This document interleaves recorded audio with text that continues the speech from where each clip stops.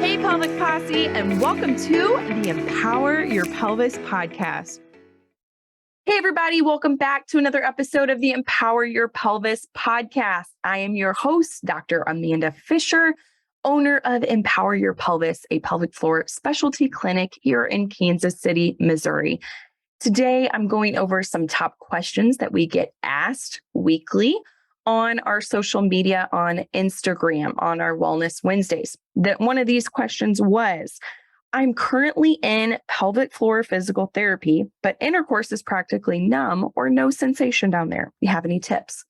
So we actually see quite a few patients in our clinic for this, coming in with no sensation, no orgasm, lack of feeling down there, and coming in and just having overall dysfunction.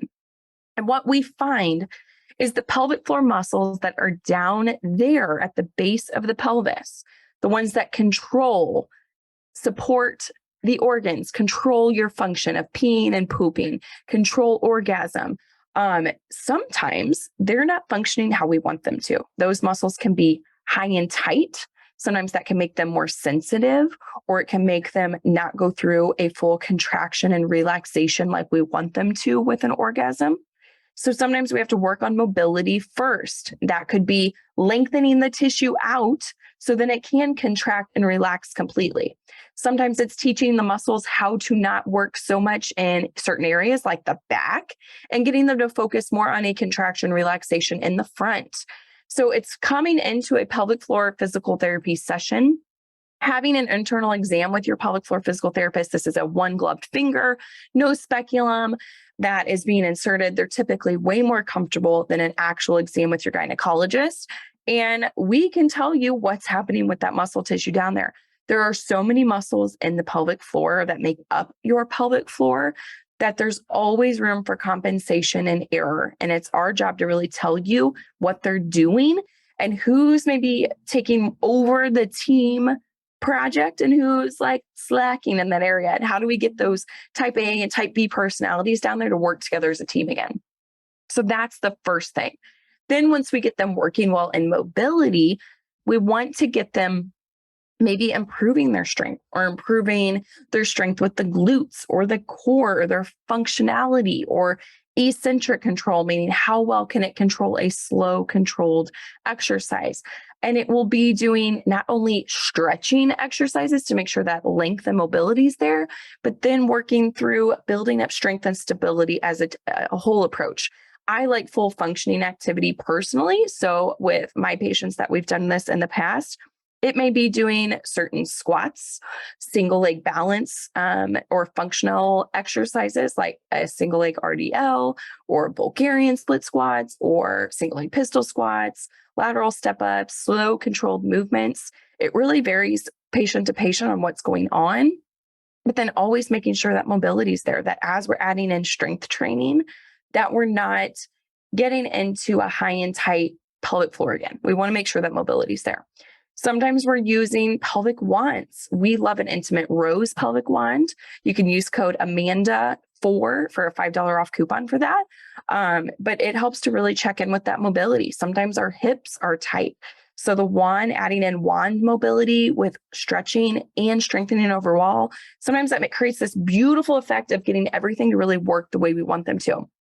And then we want to prep the tissue prior to intercourse. So it's either doing a combination of stretches prior with the wand in certain positions, whatever we decide for our patient works well. That could be on their back, could be on their side, could be on all fours. It could be before in the bathtub or in the shower, but really prepping that tissue, prepping up like for me, I like to say I have like a slow cooker compared to my spouse who has like a microwave. Like he's ready to go, boom, instantaneously. Or for me, my body takes a little bit more time to warm up the oven. And that's okay. But that's part of my prep work to help make sure my tissue is ready for intercourse and to keep it pain-free. So that could be something that works well for you too.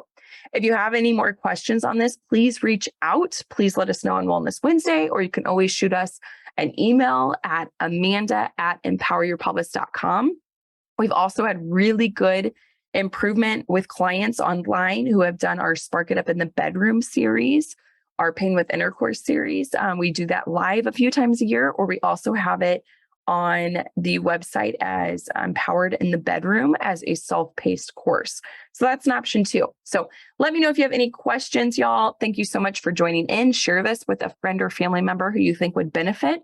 And as always, please subscribe to the show. We would love, even if you took an extra moment, to leave a review. So thank you all again. Have a great day and peace out. Pelvic health. Love ya. Hey, Pelvic Posse. I want to thank you so much for joining into this week's episode of the Empower Your Pelvis podcast. Can I ask you a couple of favors, please? Number one, can you like and subscribe to this podcast so that you can continue to empower your pelvis forever so that you will never miss out? Number two, can you leave us a rating and a review telling them how amazing we are and everything that you have learned about your pelvic health? And then number three, if you haven't seen the video version of this podcast, you can go over to youtube.com/C/empower your pelvis for all your visual learners out there. We have all types of great visuals in there for you to not only listen to, but to also watch. Thank you so much again, and make sure to give your pelvis some love. Until next time, peace out, Pelvic Posse.